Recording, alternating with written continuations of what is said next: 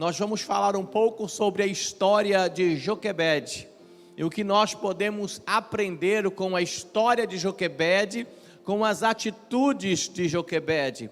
A Bíblia diz em Êxodo capítulo 2, versículo 1 em diante, exatamente assim: o nascimento de Moisés. E foi um varão da casa de Levi, e casou-se com uma filha de Levi.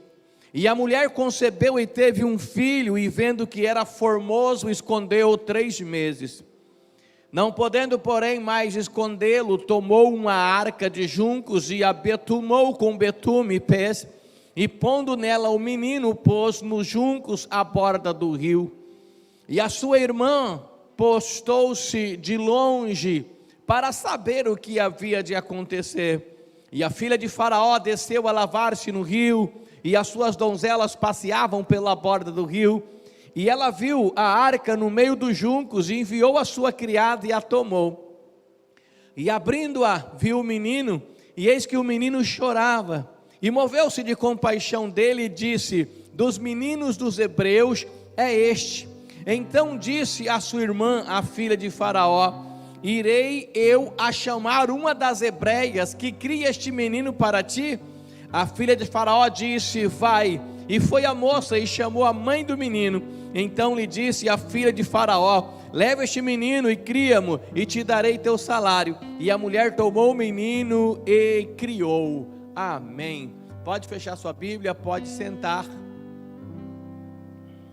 Bendito é o nome do Senhor. A história de Joquebede, a mãe de Moisés. Nós já lemos e já percebemos que Joquebede é da tribo de Levi. Não Dário Levi, que nessa época nem existia, mas da tribo de Levi. Joquebede não é um personagem da Bíblia bem conhecido. Joquebede não tem o seu nome escrito em vários lugares, em várias passagens bíblicas. Se sabe pouco sobre a vida de Joquebede. Nós sabemos que Joquebede casou com seu sobrinho, de nome Arão. Ela era tia de Arão, e eles se casaram. E Joquebede e Arão teve 3 filhos. Teve Arão, teve Moisés e teve Miriam. Joquebede, traduzido, significa Javé é glória, ou Deus é glória. É um nome bonito, um nome importante. Joquebede nasceu no Egito, quando o povo de Israel habitava lá, por um tempo em que eles moravam no Egito. Ela nasceu ali, segundo o livro de Números, capítulo 26, 59. Quando Joquebede casou-se com o seu sobrinho, que registra Êxodo 6:20, é importante a gente lembrar que nesse tempo não tinha nenhuma restrição, lá no Velho Testamento. Aí lá em Levítico 18:12 veio a restrição, né? E Deus então colocou aí restrição sobre essa questão de casamento entre a parentela. Antes não tinha, tanto é a história de Abraão e Sara, entre tantas outras pessoas. Mas o que faz Joquebede conhecida? O que fez Joquebede conhecida e importante nas Escrituras Sagradas?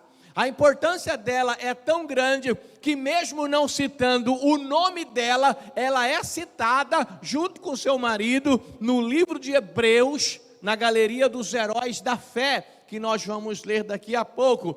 Mesmo o nome dela não sendo citada explicitamente Joquebede, mas todos sabem que a referência foi feita a ela. Primeiro porque Joquebede viveu num tempo bastante complicado e difícil. E quando ela engravidou do menino que se chamaria Moisés, era uma época muito complicada naquele tempo, naquela região. Porque o Egito estava assustado e com medo de que o povo hebreu se crescesse e se fortalecesse e criasse então rebelião contra o Egito. Tivessem homens suficientes para montar sua própria guerra, para se rebelar e para trazer a liberdade ao povo hebreu que vivia na escravidão. Então o que poderia fazer? Bom, mulher na guerra seria complicado. mas homem já é mais difícil. Então o faraó do Egito resolveu mandar matar as crianças que nasciam. Se era menino, ia matar. Se era menina, ia sobreviver. E assim ele ia enfraquecer o povo. Nós não vamos entrar nesse mérito das duas parteiras, a história que aconteceu. Eu só quero trazer para você a história de Joquebede. Mas Joquebede ficou grávida, e quando o menino nasceu, seu nome Moisés foi colocado, e Moisés nasceu com uma sentença de morte. Se nascesse menino, tinha que morrer. Depois, se nascesse menino, tinha que jogar no rio, tinha que descartar. E Moisés nasceu com uma sentença de morte. Para você perceber e entender que a gente nasce, passa por dificuldades, por lutas, não importa como você nasceu, como você foi gerado, não importa a situação em que você veio ao mundo, o importante é que você nasceu sendo um milagre de Deus. O menino que nasceu com uma sentença de morte, foi um dos grandes personagens da história do Velho Testamento. Quem nunca ouviu falar de Moisés? Até quem não lê a Bíblia, conhece a história de Moisés, a história da abertura do Mar Vermelho. E quem conhece um pouquinho, percebe um paralelo muito interessante entre a história de Moisés e a história de Jesus Cristo. Elas são tão semelhantes em uma época diferente, porque Moisés nasceu e recebeu de Deus uma missão. Ele veio por causa de uma promessa. Deus disse que libertaria o povo hebreu da escravidão. E quando Deus enviou Jesus, ele veio por causa de uma promessa para libertar o homem da escravidão, não da escravidão do Egito. Jesus é a escravidão das trevas. Eles tiveram a mesma missão e vieram com um propósito bem definido. E nós percebemos que até os detalhes da história, quando Moisés nasceu, havia uma sentença de morte sobre ele. As crianças, os meninos que nasciam eram mortos. Quando Jesus Cristo nasceu, mandaram matar os meninos, querendo matar Jesus, porque tinha uma profecia falando daquele que viria. Se nós analisarmos a história entre Moisés e Jesus, guardadas as devidas proporções, o tempo, a época e o propósito, nós vamos perceber uma semelhança muito interessante. Mas voltando a Joquebede, o menino nasceu, e diz a Bíblia que o menino nasceu formoso, um menino bonito, uma criança bonita, embora toda criança é bonita aos olhos dos pais e da maioria das pessoas. Talvez você tenha o mesmo pensamento que eu. Eu costumo dizer que a criança é bonita pelo simples fato de ser criança.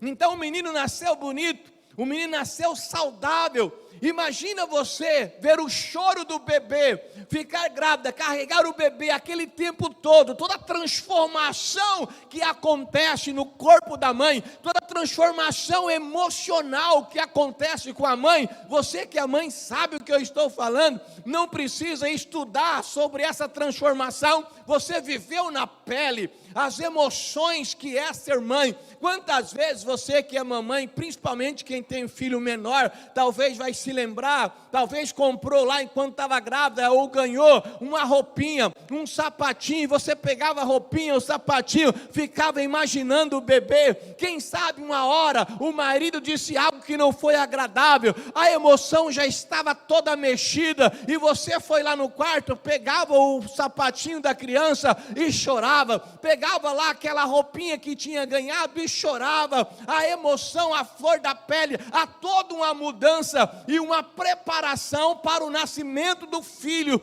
E quando o filho nasce, tem que matar, e quando o filho nasce, tem que descartar, e quando o filho nasce, tem que jogar fora. Você pode imaginar como estava o coração e a emoção de Joquebede, a mãe de Moisés? Quando conta a história da Bíblia, eu gosto de fazer esse paralelo aqui, explicar para você que é mãe, para a gente não olhar para a Bíblia de forma fria, como apenas um texto. A gente tem que imaginar o que aconteceu. Quando eu leio a Bíblia, eu tento imaginar o que aconteceu, eu tento imaginar o sentimento das pessoas, eu tento imaginar o medo das pessoas, a falta de conhecimento que eles tinham na época. Então eu gosto de imaginar assim, para ter um bom entendimento. da palavra de Deus para compreender um pouco melhor. Então o menino nasceu, mas ela teve que esconder o menino. Ela resolveu, olha só, Joquebede e Orão, eles tiveram uma coragem enorme, porque eles corriam risco de morte, escondendo a criança. Eles estavam naquele momento infringindo aquele mandato que havia sobre a criança, aquela sentença de morte, e eles com coragem começaram a lutar pelo teu filho. Agora, naquele tempo, as crianças, elas tinham a mesma, assim como as crianças de hoje. Imagine a criança quando nasce, ela chora. Quando quer mamar, ela chora. Quando ela acorda, ela chora. Às vezes ela chora porque tem algum probleminha, tem uma infecçãozinha, ela chora porque tem um pouquinho de gás, dá um pouquinho de cólica, ela chora. Mas é muito normal a criança chorar. Inclusive o choro é importante, o choro é saudável até certo ponto. Agora, Joquebede não podia deixar o seu filho chorar muito, não podia deixar o seu filho chorar alto. Algumas pessoas poderiam ouvir, quem sabe alguns soldados poderiam ouvir, quem sabe alguma mãe que morava do lado, mesmo sendo hebreia, mesmo sendo amiga, talvez pensasse: o meu filho eu tive que jogar fora, o meu filho eu tive que matar, porque você pode ter o seu. E essa própria hebreia, revestida ou investida, melhor me expressando, às vezes de ciúme, de inveja, talvez de raiva por perder o seu filho e ver a outra do lado tendo o filho, porque a vitória de algumas pessoas e a bênção de algumas pessoas incomodam demais outras pessoas. As pessoas, elas acabam se incomodando mais com você quando você está bem do que quando você está mal, porque quando você está mal é só uma história. E fulano está ralado, hein? E fulano está de mal a pior, hein? As pessoas até contam com gosto o teu fracasso, mas a tua vitória, primeiro, as pessoas não gostam de contar. Aquele irmão está uma benção, você viu como que está a vida dele? Se ele conta para alguém da tua benção, ele tem sempre um mais, ele tem sempre um porém. Mas também, né? Mas também, ele sempre tem alguma coisa para diminuir ou desmerecer os teus méritos ou a tua vitória, porque a tua vitória incomoda. As pessoas não estão preparadas para o teu sucesso. Não importa, é só crescer um pouquinho que o ataque vem de pessoas do lado. Falando de igreja, até mesmo dentro da igreja. Então talvez até mesmo uma hebreia poderia entregar Joquebede, mas ela cuidou do seu filho. E o menino foi crescendo, um mês, imagina 30 dias, deve ter parecido uma eternidade para Joquebede. Veio 2 meses, ela não entregou o seu filho. 3 meses, ela não entregou o seu filho, mas com 3 meses, preste atenção, com 3 meses já seria impossível esconder a criança. Com 3 meses seria impossível abafar o choro. Então Joquebede não tinha mais o que fazer. Então ela logo pensou, e ela preparou uma cesta. Ela betumou essa cesta para não entrar água. Ela pegou o menino para que ele não morresse. Ela colocou dentro desse cesto e ela colocou no rio, porque o decreto de Faraó, segundo Êxodo capítulo 1, versículo 16 e 22, era claro: aquele menino de 3 meses não era para estar vivo. E ela guardou, ela lutou pelo seu filho, até quando ela pôde. A luta foi grande, até quando ela pôde. Você pode imaginar o sofrimento de Joquebede durante esses 3 meses, mas ela não desistiu, ela lutou. Deixa eu aproveitar esse espaço para dizer uma coisa para você. Às vezes algumas coisas não estão bem ou começou errado. Às vezes algumas coisas não estão muito legal na sua vida em algumas áreas. Talvez você esteja desanimado por algumas questões que estão acontecendo. É importante que você pare e faça uma análise. e veja aquilo que Deus colocou na sua vida, aquilo que Deus te deu. Irmão, aquilo que é de Deus para você, você não pode se acovardar e desistir. Se é de Deus, você tem que insistir até o fim. Eu digo se é de Deus, porque desistir jamais. Mas se for vontade de Deus, porém, se for vontade de Deus. Agora, quando não é vontade de Deus e a gente insiste, não é perseverança, é teimosia. Mas se é de Deus, tem que lutar. Se Deus te deu, tem que lutar. Não importa se está indo mal, não importa se está indo de mal a pior, tem que lutar pelo aquilo que é seu, por aquilo que Deus te deu, e jamais desistir. Joquebede tinha uma sentença de morte sobre o filho dela, mas ela lutou até o fim. Talvez na tua casa, na tua família, tem uma sentença, uma enfermidade terrível. Talvez pessoas da tua casa, da tua família, envolvido com as drogas, com a criminalidade. Tem gente que fala assim, eu vou lavar as minhas mãos. Algumas posturas e algumas posições são necessárias, porém desistir jamais. É a tua família, é de Deus para você, então lute até o fim. Joquebede lutou até o fim, e quando ela viu que não tinha mais jeito, não dava mais para ficar com o menino, ela colocou ele, e ele desceu ao rio, água abaixo.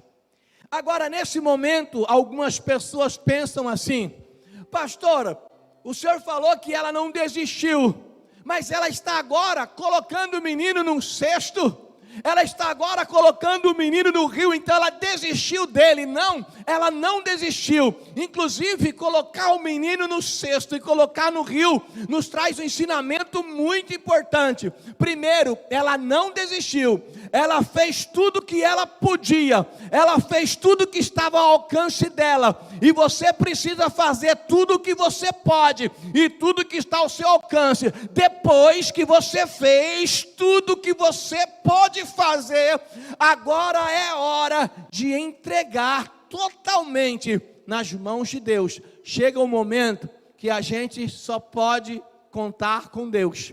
Chega um momento que a gente não tem mais o que fazer, a gente coloca nas mãos de Deus. Não tem como fazer, não é só a nossa parte, aí você coloca nas mãos de Deus. Quando Joquebede coloca a criança naquela, vamos chamar de arca, ou naquela cesta, na pequena arca, ela estava colocando o seu menino, ela estava colocando o seu filho nas mãos de Deus. Ela estava entregando para Deus cuidar, ela estava entregando para Deus zelar, porque ela sabia que se ficasse com ela, iria morrer, ela ia perder o seu filho. Mas mesmo colocando nas mãos de Deus, a criança num cesto, começou a descer rio abaixo. Joquebede nunca desistiu do seu sonho, dos seus projetos. Mesmo colocando nas mãos de Deus, ela sabia que ainda havia algo ou coisas que ela podia fazer, e de forma estratégica, ela colocou a sua filha Miriam, a irmã do menino, para observar o cesto no rio. Fica de longe, minha filha, mas vai vendo o que vai acontecer. Acompanhe ele o máximo que você puder, veja até onde vai, procure estar olhando por ele. Ela colocou a sua irmã para ir cuidando do menino, enquanto ele estava entregue às águas, entregue nas mãos de Deus. Miriam então foi cuidando do irmão, ela foi observando aonde o cesto descia, aonde a arca caminhava, passava, e ela ia junto. Miriam aqui no caso é um exemplo de oração, de fé e perseverança. Ela colocou nas mãos de Deus, mas ela mandou a sua filha acompanhar, ela mandou a irmã do menino acompanhar. Nós precisamos colocar nas mãos de Deus, mas sempre haverá algo para nós fazermos, sempre haverá armas para nós usarmos na luta e na batalha. E como cristão, uma das armas poderosas que todo cristão tem, mas nem todos sabem usar, e nem todos usam, é a oração. a oração para que Deus esteja cuidando, a oração para que Deus esteja trabalhando, a perseverança no cuidado e a esperança de que por mais difícil que esteja a situação, Deus pode fazer algo e virar o seu cativeiro. Deus pode fazer algo e mudar a sua história. Joquebede, ao colocar o menino na pequena arca no cesto e jogar ao rio, ela não sabia o que ia acontecer, mas ela esperava que o Deus que ela servia fizesse alguma coisa. Não sabia o que, mas Deus ia fazer, isso ela sabia. Um dos problemas hoje são as pessoas querendo saber o que Deus vai fazer ou o que vai acontecer, e quando ela não sabe, ela fica desesperada. Irmãos, tem coisas que a gente não sabe como, mas sabemos que Deus vai fazer. Em um momento difícil na vida de Paulo, ele disse algo que eu gosto muito. Ele disse assim: eu sei em quem eu tenho crido. Eu sei em quem eu creio. Era difícil, o navio estava sendo açoitado pelas ondas, as pessoas estavam achando todos que iam morrer. Paulo disse: calma, eu sei em quem eu creio, eu sei o Deus que eu sirvo. Eu não sei o que Ele vai fazer, mas Ele vai fazer alguma coisa, e eu nem preciso saber o que Deus vai fazer, eu só preciso confiar que Ele está fazendo, que Ele está trabalhando, mesmo que a noite esteja escura. Deus trabalha no silêncio da noite, no silêncio da madrugada. Deus trabalha para que o sol da justiça brilhe na tua vida. Então confie em Deus, creia nele e não desista. Continue com fé, esperança, oração. É preciso orar. Irmãos, pastor, mas tem coisa que está difícil. A luta é muito grande. Às vezes é muita dor. Talvez não seja um bom exemplo que você, principalmente as mulheres, talvez nem tenha conhecimento. Lutas de artes marciais, quem sabe um UFC, quem sabe um boxe. Às vezes a pessoa está lutando ali pelaquela vitória no ringue, e às vezes ela leva pancada para todo lado, a luta está difícil. E ela leva pancada de um lado, ela leva do outro, ela se defende, ela tenta atacar, a luta está difícil. A luta está difícil. Ela recebeu muitas pancadas, ela está com muita dor, mas ela ainda está lutando. Por que ela está lutando? Porque o juiz não deu o final. Porque o juiz não falou acabou. Depois que o juiz falar acabou, parou a luta, ela perdeu. Mas enquanto estiver difícil a luta, mas ela estiver na luta, enquanto estiver doendo, mas ela estiver na luta, é sinal do que a luta não acabou. E se você está passando por lutas e dificuldades na vida, se você está levando umas porradas da vida, mas você está de pé, a luta não acabou. E Deus pode virar, pode mudar essa história, pode mudar esta situação. Nunca se esqueça de sonhar, e nunca se esqueça do teu sonho, e nunca se esqueça que o que faz o sonho se tornar realidade é nunca perder a visão daquilo que foi sonhado. Tem que persistir. Deus não abençoa covarde.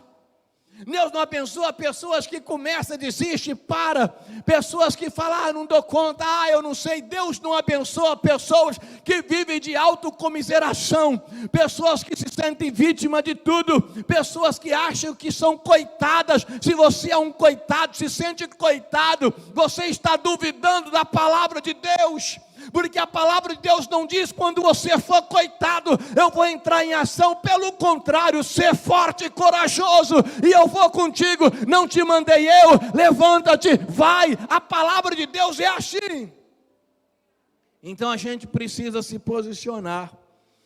A irmã do menino ficou de longe, até que ela percebeu. Aquele cesto desceu, e estava a filha de Faraó a lavar-se, e avistou a arca entre os juncos na margem do rio, e pediu para uma das criadas ir pegá-la. Aí pegou a arca, ela também não sabia o que tinha dentro. Quando a filha de Faraó viu, lá estava o menino chorando. Lá estava o menino chorando, mas lá estava também uma mãe com dor e chorando e orando a Deus. Lá estava o menino chorando, mas vinha uma menina cuidando daquele menino ao longo do caminho. Lá estava o menino chorando, mas até o choro dele havia um propósito, porque quando a filha de Faraó viu que era um menino hebreu, tinha que jogar fora, tinha que matar, tinha que descartar, mas quando ela viu o menino chorando, ela se compadeceu dele, e ela resolveu então pegar o menino para criar. Ela falou: eu vou cuidar desse menino. Mas e a mãe? E Joquebede? Como que ela iria ficar? Ah, pastor, só em saber que o filho está vivo, mesmo que esteja com um povo estranho, com os deuses pagãos, mas só em saber que o filho está vivo já está bom.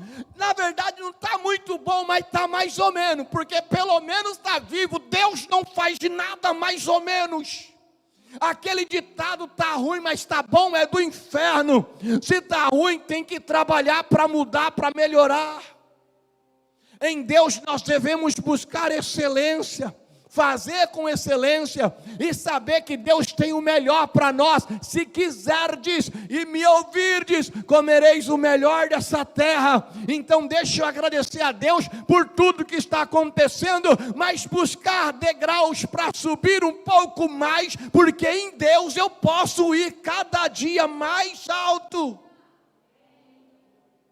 Aquela mulher, as coisas não estavam tão bem, mas ela tinha cuidado, ela tinha lutado, ela tinha colocado a sua filha para estar cuidando.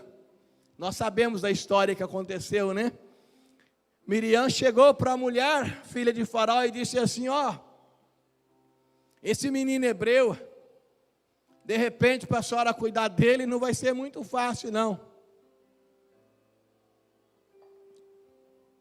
De repente as criadas que a senhora tem não seria a melhor cuidadora para esse menino. A senhora não queria que eu fosse lá entre o povo hebreu e buscasse uma das mulheres hebreias para cuidar do menino para ti? A filha de Faraó falou: eita, boa essa palavra, menina, vai lá e busca uma mulher hebreia. Miriam correu, foi na casa da vizinha, falou assim: eu tenho um serviço de babá para você. Foi isso? Ela foi na tia dela, falou: tia, tem como cuidar do menino? Foi isso? Ela foi na mãe dela: mãe, o que aconteceu, minha filha? Olha, a filha de Faraó pegou, meu irmão, o seu filho, e ela quer uma mulher hebreia para cuidar. Joquebede não pensou duas vezes, já arrumou suas coisas, saiu correndo: sou eu mesmo. Ela chegou lá, a filha de Faraó falou: você pode cuidar do menino? Posso, eu vou pagar para você cuidar do menino. Olha como Deus faz, olha como Deus é tremendo, olha como Deus é maravilhoso. Não só o filho ficou vivo, mas como ela ia poder estar perto do teu filho, dar amor e carinho, e ainda ia receber salário por isso. Você recebe salário por ser mãe, Patrícia Mara? Salário em dinheiro não, né? São várias recompensas mediante a luta, a dificuldade que é cuidar de uma criança. No caso da Patrícia Mara são 12, né? 2, é que eu entendi 12. Mas não é fácil.